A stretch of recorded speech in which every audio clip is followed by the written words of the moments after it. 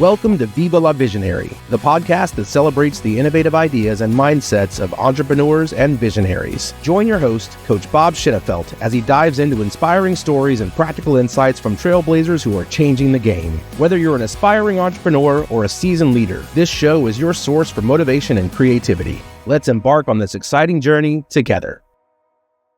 Welcome to Viva La Visionary, the podcast for visionaries. We've got one of my favorite people in the world, Jamie Munoz. Jamie, how are you today?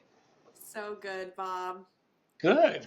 Well, you always light up my day, and I've been wanting to do a podcast for years because I want to hang with cool, fun people that I learn with, and you are always at the top of the list. So excited to have you here. So, just starting with a small question, Jamie, why are you on this planet? What? I love it so much. Whenever you ask that at Summit, I always have that moment of like, oh shit. Okay. All right.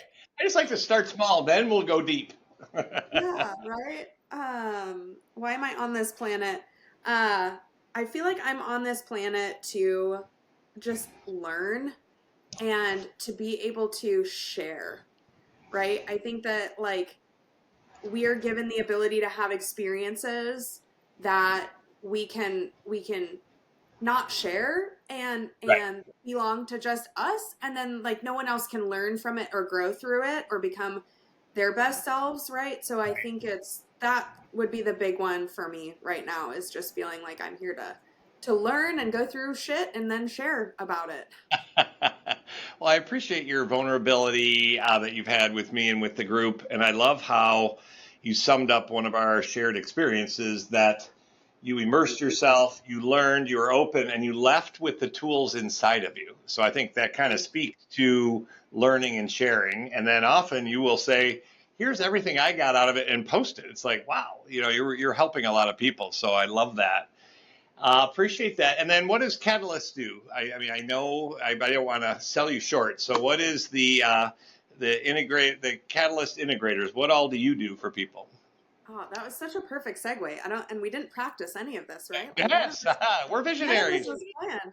So, to be a catalyst for other people or for companies or for visionaries, right? And so, with the evolution of Catalyst, so Catalyst Integrators is the company, and we help badass integrators transition their careers into having support as fractional integrators, whether they were full-time before or solo and looking for community. And then we match them up with amazing visionaries who want to create self-growing, self-managing companies and need that amazing thought partner or right hand to get their vision off the ground and help them at whatever stage they're at in their journey. So we do that fractionally, which means that we kind of plug in at the size and capacity that they or the company needs at the moment to kind of help them as a bridge. Right. No, I love it. And I love when you say thought partner. I sometimes integrator is such a highly disciplined word and thought that scares a lot of visionaries. And so I love the idea. So explain, what is thought partner? So how does the visionary and integrator work together in your mind? Yeah. So for me personally, like my journey was actually that I was an integrator. Right. So the bulk of my career. Sorry to hear that, but no, sorry. And now I've come to the other side of the visionary. Woo, welcome. So I think because I can do both, I could really speak visionary in a lot of ways because I kind of understood a lot of it and could kind of bridge that gap a little bit and understand, like, with my whole heart, as best as I could understand it, I could talk to a visionary or an entrepreneur and understand and know their passion and where they're coming from and remove a lot of judgment from it, right? Nice. I think sometimes team members or people can't understand why they're doing or saying potentially odd or crazy or erratic things. But I think like I could understand that to some degree for quite a while. Anyway, so became an integrator, through my career, and then transitioned over to fractional. So I feel like for me in that journey, like the important thing is knowing that like we want to serve, we want to support, we want to help, but not from a place of like, I'm just going to come and you tell me whatever you want me to go do, right? Right, Like right. it's not a subservient, seat, and it's true partnership. And I know that like in EOS, the system that we run our companies on, the visionaries in a box here visually and the integrator here and your leadership team. Right. And I feel like, the integrator is like this amazing communication channel in a lot of ways, but not meant to like cut the visionary off and set them in this box and like detach them from the rest of the company. Like that is Right. not the intention at all. And so Right. I do feel like a good thought partner is somebody who can have a touch within the realities of what's going on in the pulse of the organization, but then also hear the ideas out here and connect the two and be that catalyst to bring it together and not cut things off, if that makes sense. I love that. And one of the reasons we came up with the term Viva La Visionary is sometimes, so it may or may not be a surprise, some of us visionaries get a little scattered. And so we might hit the ceiling of complexity. And so to have somebody to hear us, I need to be heard. And again, a lot of my ideas don't make sense, but if they're up here, they drive me crazy. So if I have a safe space to share it and then someone to again, have a partnership to say, what did you mean by that? Or what about that? So they have an open mind. I'm not saying we have to do this or have to do it this way at all. I just see an opportunity for either someone has a problem and how can we solve it? I have ideas, but I want someone who's open to that and we can go back and forth and then determine what is the best way, what are we going to do and how are we going to do it? I don't care about the how at all. I'm not good at the how. I'm good at the what. So I love the idea of the thought partnership. And I think too often when, EOS has been great at pure, but I think it's almost swung to a little bit of a, that it's kind of like we're the issue. And again, I'm not trying to play the victim mode, but it's an and. If I didn't have structure, I would be flapping in the wind. If I have too much structure, I'm bored and want to go home and go to bed. So it is that art and the science of how do you draw that out of my head and my heart? And it's not all me, it's the team. So I appreciate the thought leadership idea. I really like that. Cool. And then what is your target market? So is anyone who's interested as a visionary, they could call you, or what is your sweet spot of demographic, geographic, psychographic? What would that be for you? I love that. It's funny because my short, easy answer is the same for any company that could run on EOS. Like that's pretty much it.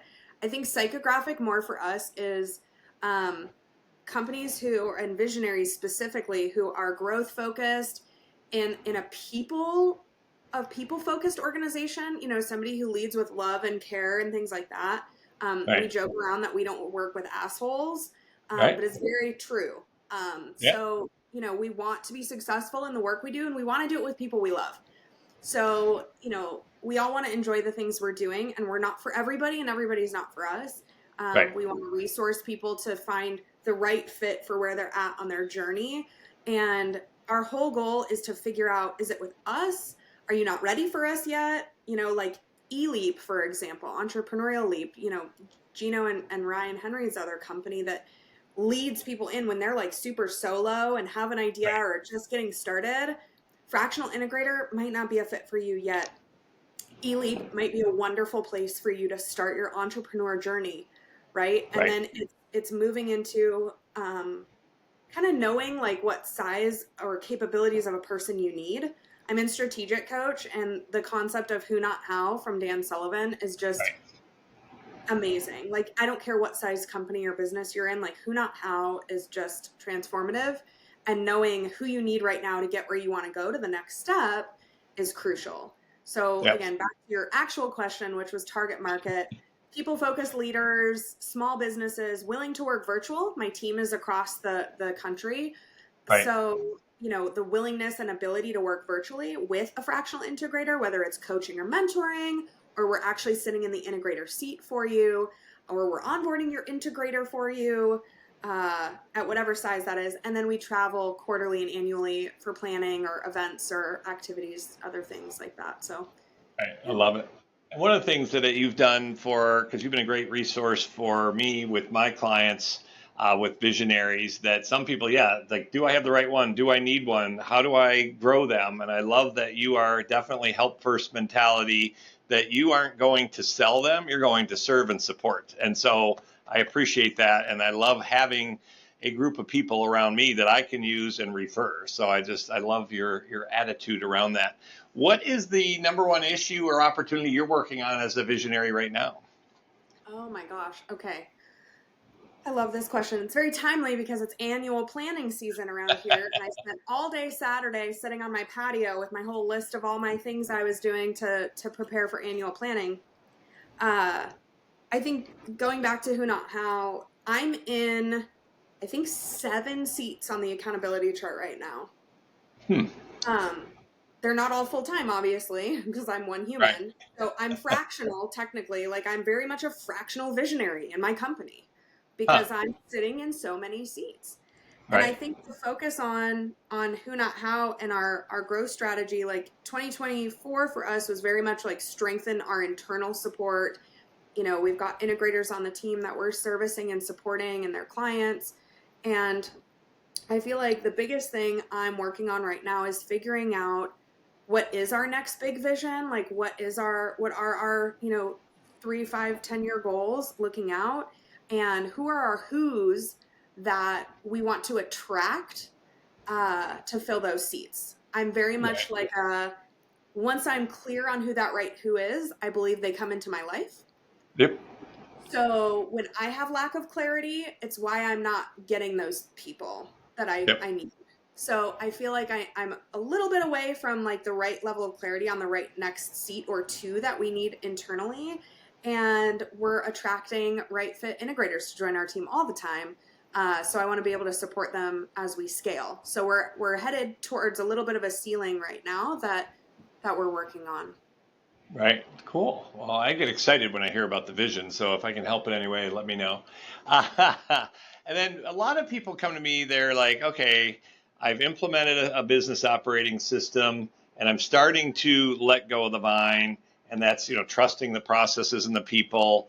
And so a lot of times people are like, well, what do I do as a visionary? So what is your role? What do you feel your role is as a visionary?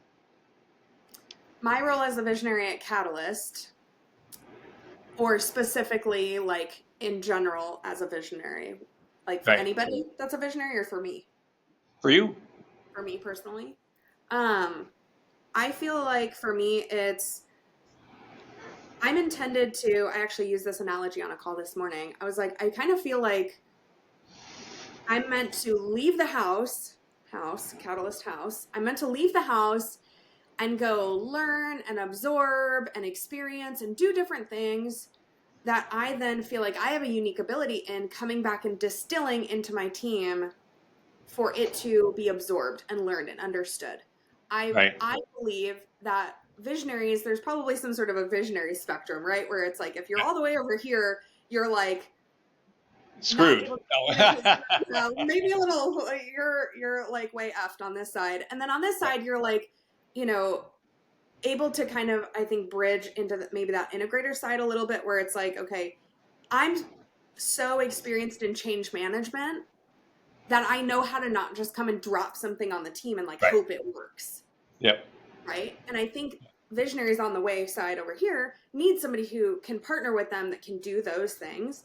I think where I'm skilled and where my integrator that I have right now, for me, Alex, the rocket fuel that I believe we have allows me to go do those things and have the trust to bring it back to the team in terms of experiences or ideas of theories or coaches or tools or whatever it is. And I come back and I'm heard. I'm listened to. I'm considered. I'm not feeling railroaded. I'm not feeling dismissed.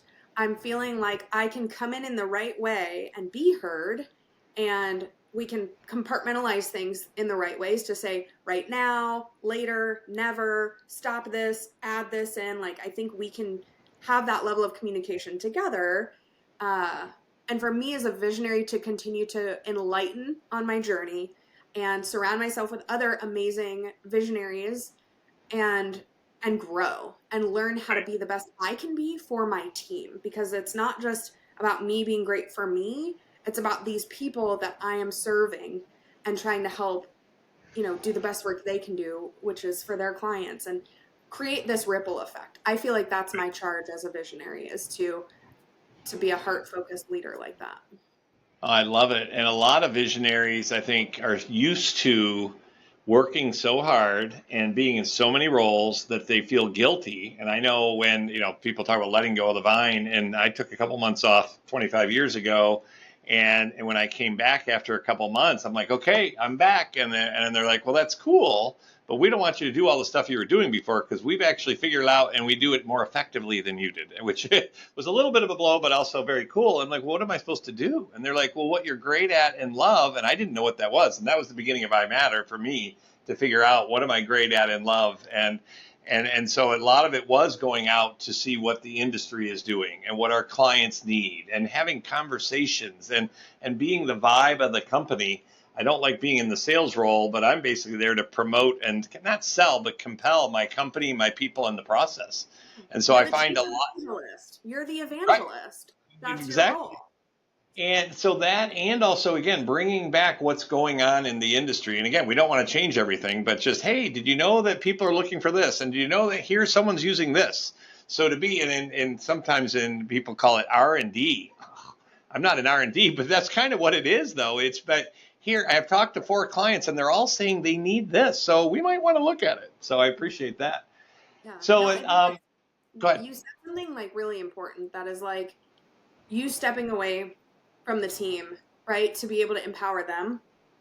And I think for me, I've always wanted that and done that for the visionaries I've worked for. Like, that makes sense to me. Like, I get that. But being on the other side of it and being in the visionary seat, I mean, I have, and it's something I'm working through right now, is like my guilt around taking time for myself. My guilt around, like, I got to-do lists, y'all. Like, I got shit to do. And oh my gosh, though, but like, I want to go run an errand. The whole time I'm on the errand, I'm thinking about, I'm checking my phone and driving and shouldn't be. I'm feeling worried, but I want time off for my team members. I want my team to go recharge. I want them to be with their families on the weekends. But for some reason, I have this guilt thing that sets in, that like, I don't deserve that for some reason, or like if I'm not grinding or I'm not doing the things, that like I'm the one holding things back. And so anyways, that's just a little bit about what I'm like kind of going through right now and on my journey. But it's really important. I think it's important to empower your team, because if I'm doing all the things and holding on to it, then I'm not showing them that I trust them. They're not going to grow. And they want me to take time off too. Like, we want all these things for each other. So I think we tend to stifle our own growth of our companies as visionaries by trying to own it all and take it all over and keep doing it, which is going to run your people away. Like, that's not, they want to grow too and own things. Right. Well, I find a lot of people around the enlightened visionary journey, I used to like being the hero and come in and sell that big account or solve that big issue. I'm realizing I don't need to be that anymore. And so to have other people do that and be that. And then, one of our taglines, a lot of visionaries have a hard time letting go of the vine if they don't know what life beyond the vine is. And so that is not, it might be philanthropic, it may be family, it might be volunteer, whatever it might be hobbies. And a lot of visionaries that I run into are like, I used to have fun and now I'm running a business and it's not really fun. And that's because they're in the business. So to elevate is where it gets fun. And what are your hobbies? And it's like, well, I don't have time for it. Okay. So it's like, and sure enough, most of the teams want us to be happy. They want us to leave for a period of time, because otherwise, if I'm around too much, I meddle. And so I used to be like, I'm working all day. And then I'm like, I'm fucking going hiking. It's like, and they were like, and sure enough, I would come up with the greatest idea or make a call while I'm hiking, and even just, it was magical when I used to have a lot of clients out in Colorado and I started to go there more often. And when I left, my team is like, life was much better while you were gone. I'm like, well, thank you. But but then I come back and I'm recharged. So it really is a, kind of the infinity sign that, as I leave, they have more, and then I come back and then I can inject a little energy and then I leave again. And so I think there's something to that. But again, that's happy wife, happy life. I believe it's happy visionary, happy life. If I'm not happy, I get in their way. And again, I don't mean to say it's all about me, but if I can be out there and know that my team is going to deliver, then I'm elevating my consciousness, and then I'm listening and serving. I'm not just going out to find out what can we do as a company. It's what can I do for them as a person, as a company. And that is, I think, a huge part of our role is to, again, help others, not just our clients. I mean, a lot of us visionaries are, problem solvers and healers. Now, let's not sell something that our business isn't meant to do, which I've done in the past. So to be clear on that. But so what's one thing that you would share with other visionaries to say, hey, here is a life lesson that I learned that is worth, me hearing and other visionaries, that it's like, wow, I'm so glad that I learned this, or that I've converted to that. What would be a lesson learned you could share? Awesome. Okay. I'm going to have two, because I feel like one of them is like, join a peer group and go to things like Summit and Vision. So I'm not, that is one of the ones I would say. But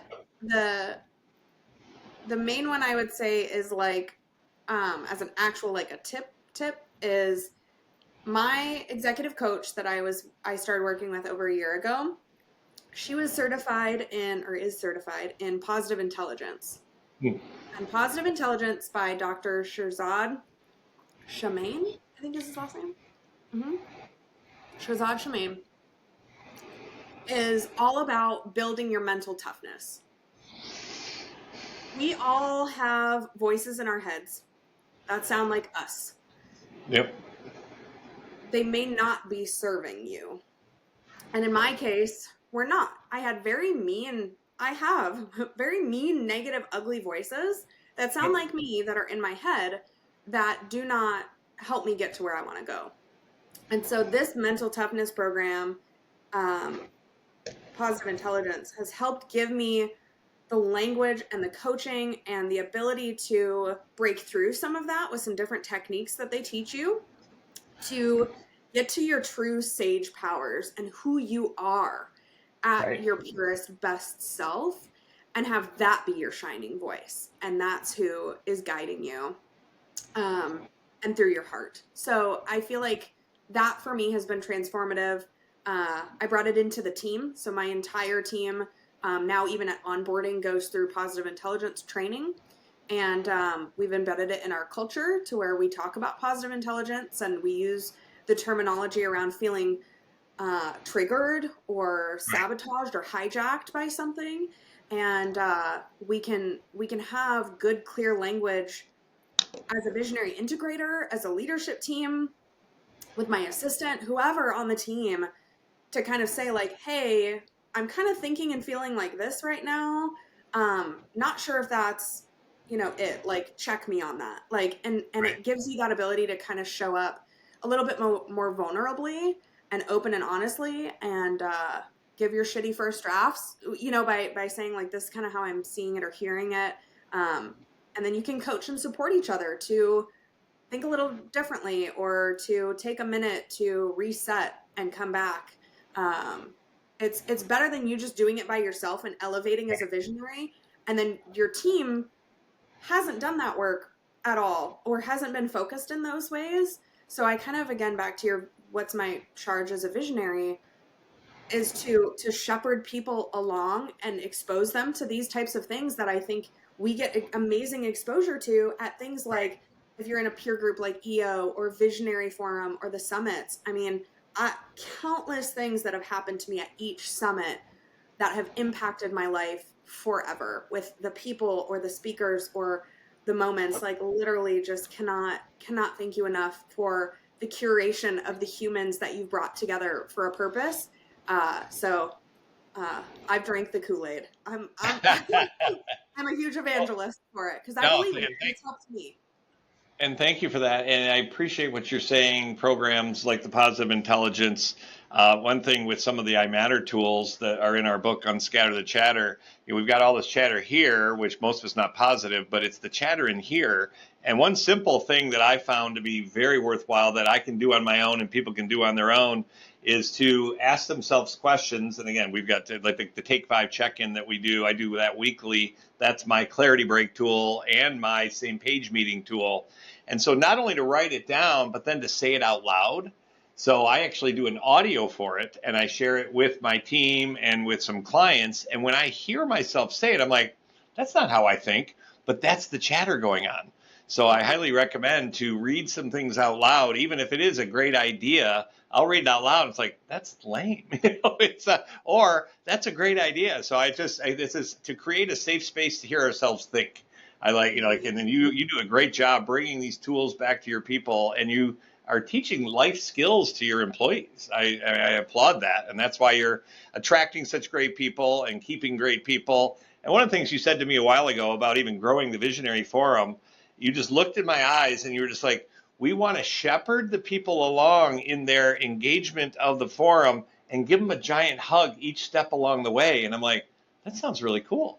And so I know you do that with your clients and with your employees. And so I applaud that. I think that's a big thing that we visionaries, like, we want to promise and over deliver. And so again, I think too often we're trying to grow. I know I've done that in the past. It's like, okay, Jamie came on board. Okay, fine. Now who else can we get? It's like, slow down, give Jamie a big hug and say, how was this experience? What else can we do for her? So I think about that a lot, about, are we hugging them each step along the way? So that's awesome. Cool. So what does Viva La Visionary mean to you? We came up with that a while ago. So what does that rally cry mean to you? Viva La Visionary, I feel like is,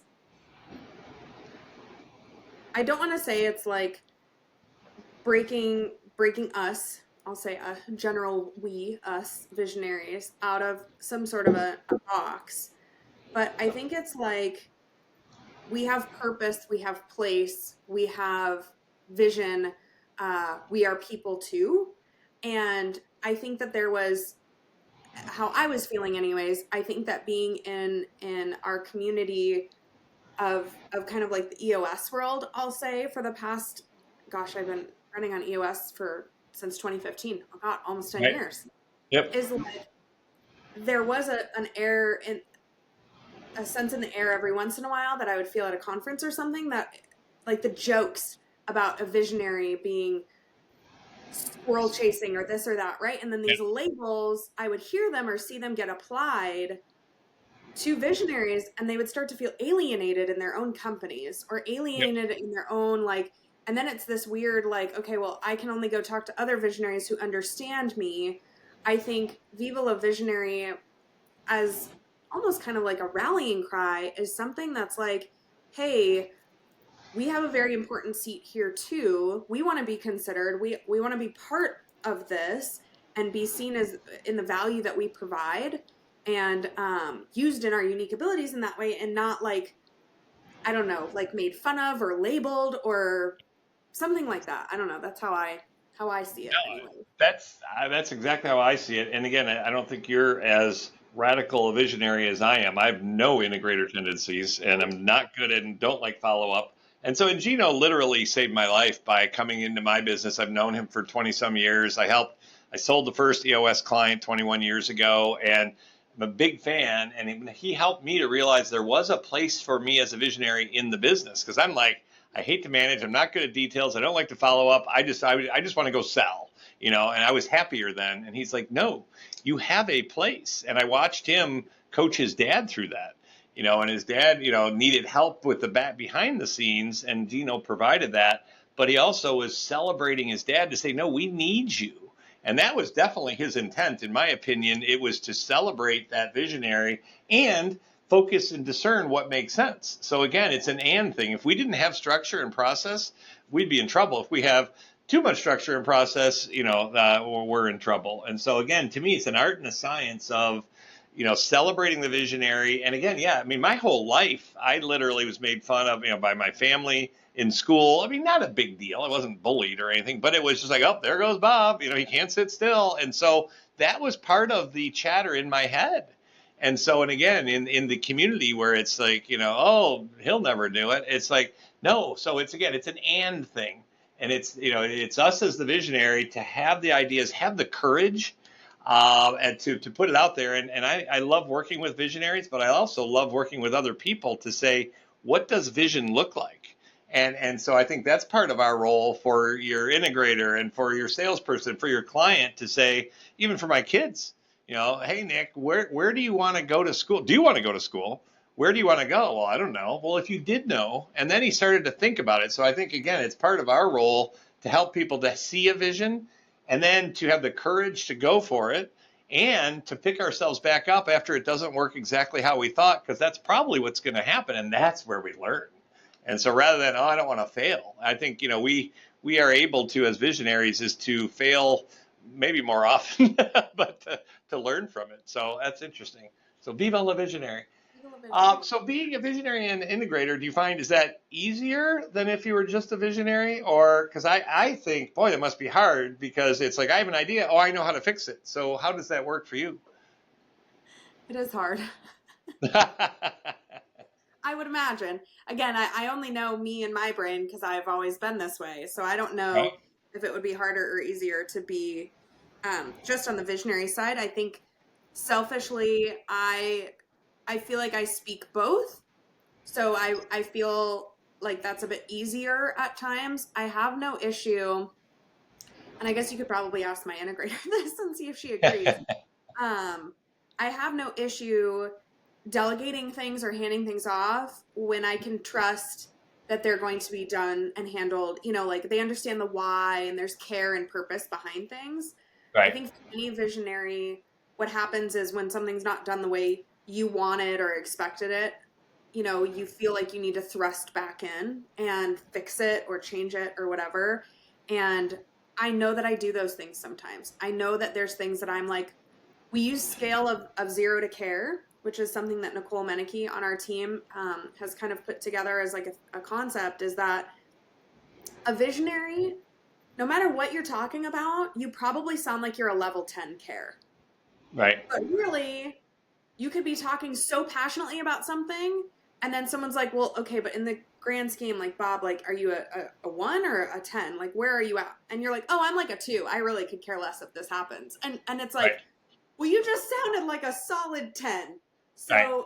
your team gets confused on how you determine level of give a shit, of move forward or go forward.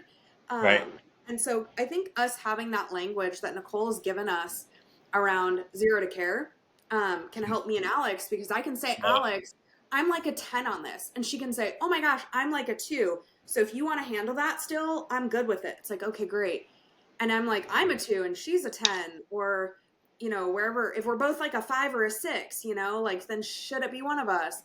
So I think it's just equipping yourself with whoever your integrator, your second in command is, to be able to know what your strengths are. I think EOS and Rocket Fuel describes, this is a visionary and this is an integrator. And I would say that, like, Alex and I probably have things that have swapped on both sides. I think Right. I'm very, very good at, attention to detail and these different things. And, that's commonly on the integrator seat. I'm not saying she's not, but I would say my level of like operations and systems is way higher than hers. Hers is very much in the sales side. So the sales things that the visionary would have, she has. So we kind of interchange these things and come together in that way. So we balance each other out, I would say. Well, I love the 0 to care. I've been not accused, but told that everything is urgent. And I'm like, no, it's not. And I think I've been pretty clear to say, this is just an idea, or when we get a chance, or this needs to be Monday. But then somebody said to me, but you say everything, literally, I don't like to use the exaggeration, it probably is everything, that everything is exciting. And I'm like, well, I do. It's like, we should go to lunch. It's like, okay, it's not that big a deal.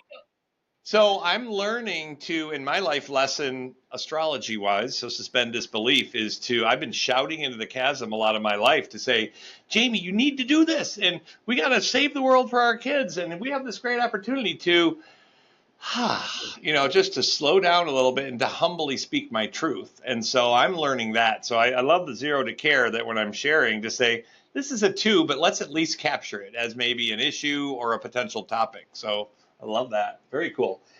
So how would we're rolling into a new era in the universe. Many people call it different things, but to me, the veil is lifting, that it's not as much about structure and process and details. I just feel like a different flow in the last little while. And to me, I call this the wisdom age. And that isn't, that we're all wise, but if there's a safe space for me to share with you, and I can hear myself think, and then I may or may not, as Dr. Bill Isaacs wrote a book called Dialogue, The Art of Learning Together. So I may not convince you of something, you may not convince me, but I am more intelligent and I'm learning as I share out loud and I hear myself think, and then you tell me, so without judgment. I think that's a huge, and I think we're really stepping into that era. We've gone from agricultural age to industrial age to technology. I call this wisdom. Some people call it experience, whatever it might be. So do you feel like things are kind of loosening up for the visionary to flourish more? Because it is to me, about collaboration and connection. And there's been a lot of separateness and control, I feel. I mean, do you sense a change in what's going on in the world? I do. I think that, like, for me, it's and this resonated so much when you started sharing all this with me. It really tied in perfectly. I had just been in Sedona a couple weeks ago and met with a woman who was talking all about this concept of like waking up and awareness and things like that, and energy. And I feel like it's not even so much like visionaries now have a thing, or this group of people has a thing, or whatever. It's like we as humans, Love right? it. It's more of that level of connectedness that I'm sensing and feeling like Huh. we're moving into. I I love mean, it. everywhere from there's no longer this invisible hierarchy that means that because we're integrators and then we have an assistant, that somehow we deserve better or different things than she deserves. You Right. know what I mean? Like, it's like we Yeah. all are doing life in this way together, and that elevates the consciousness, not in these weird separate groups. And I think, again, us as visionaries, we have this ability and this voice and this influence that we can permeate that back home, and we can bring those things back through, and we can show people like firsthand what that looks and feels like from the top of the chart of Right. us leading the charge on that. I do feel like that's our responsibility. And you and I've talked about this, and to me, it is about leaving the world better than we found it for the next generation, whether that's in our family or in our business. And so, again, to walk the talk and that people feel heard, they know that they matter. I'm working on this. I'm now doing I Matter at Work and helping companies and visionaries to help their employees to know, feel, and act like they matter. What a concept, and so it is that heart. And I find a lot of people are like, you know what? It's time for, I want to run a great business, have a great team, and I want my team to have a life. So so yeah, but I appreciate that it's not just as visionaries, is we are all becoming one. And again, people may or may not believe that, and that's going to dismantle some of the bureaucracies that are out there. Dan Sullivan, 20 some years ago, how I heard him say it when I was going to his class, he said the next great, and again, this is how I remember it, maybe not how he said it, but the next great battle was between entrepreneurs and bureaucracy. And so because it's, too much structure and then all crazy, to me, it's an and. We need that magic and creativity, and we need structure. But also just to have that open space where we can share and learn, and it's not, you're wrong, you're right. I just feel, again, it's lightening up. I think it's a great thing.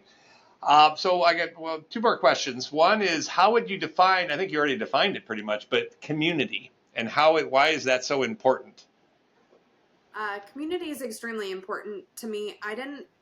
I didn't realize how much so. Previously, I feel like when I was full-time and I didn't have it, like I didn't realize it was a need and something that I was like necessarily missing.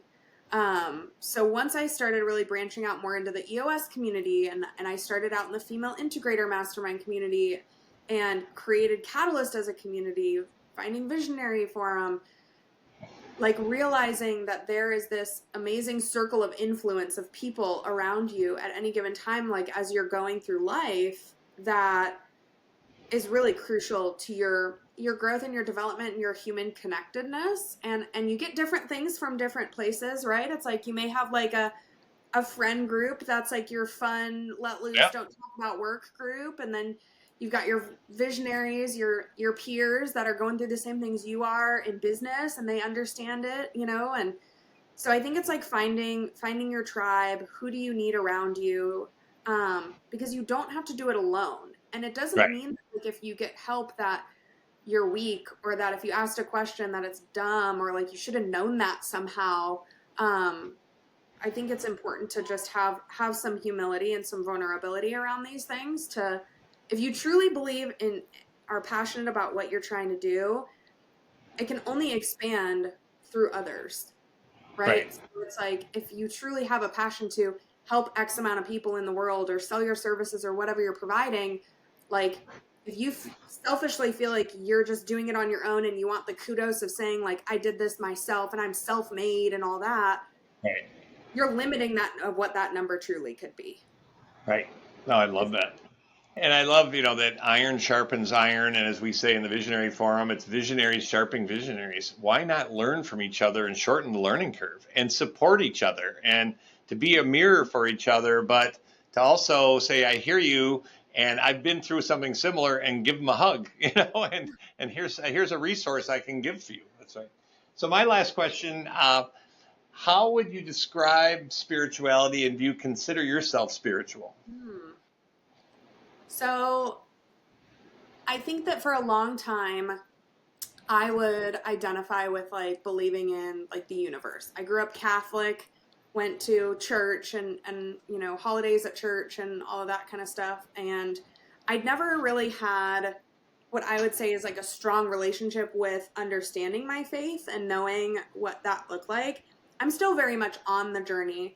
I think like spirituality for me means that like I'm connected to higher purpose. I'm connected to,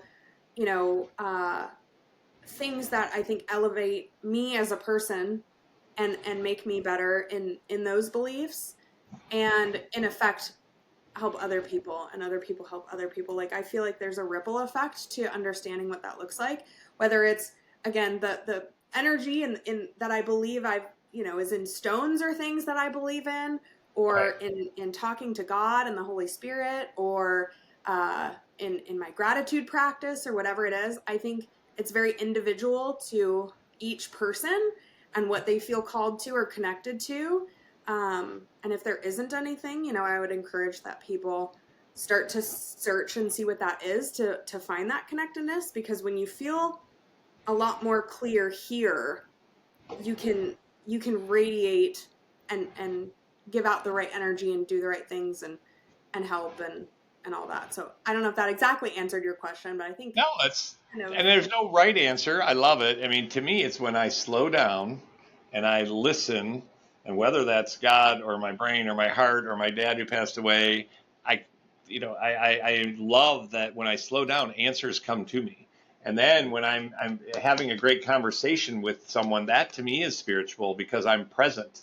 And I think you were with us when Dr. Doug Brackman was talking about that one of his, again, how I heard it, one of his definitions of God was that intense, simple presence. And so that if I'm present with you, then whether it's God or spirit is there. And so again, you can call it whatever you want, but that to me is so cool and exciting. And there's ideas and thoughts and from my heart that come from, I'm like, where did that come from? And so again, to slow down and tap into that. And I've kind of avoided the talk of spirit or God or the universe or whatever. And again, that's what I'm here to help people. It's okay. And again, it's different for everyone. I'm not here to say what it is, but also, again, the art of learning together is what is it for you and what is it for me? And how cool is that? And that is, and I don't know if visionaries are more spiritual or not, but as I'm elevated and I'm out of the day-to-day of the business and I'm out of the fear mode or shame mode and I'm at that courage and then that love and that peace, energy flows. And that to me is just so real. And again, this is the greatest time ever to be alive, in my opinion. So anything else you want to add to visionaries or thoughts, ideas? This has been awesome. Yeah, no, this is so good. I think, I can talk on this stuff all day. It's definitely my favorite topics. And, the back to the peer group thing, I guess it's always evaluating, like, are you in the right place? Like, are you with the right people? Are you getting the right things that you need to grow? No matter what group it is, whether it's like an EO group or a Vistage or your church you're at or whatever, just make sure, because things can change. And I think that's the hardest part of the journey, is realizing, like, as visionaries, I think it's nice to have a lot of constants, but I also think that it's like we can get set in certain routines that may not be serving us. So, like, right. Looking at that and saying, like, okay, to go to the next level or to do the things that I want to do, what could that potentially be?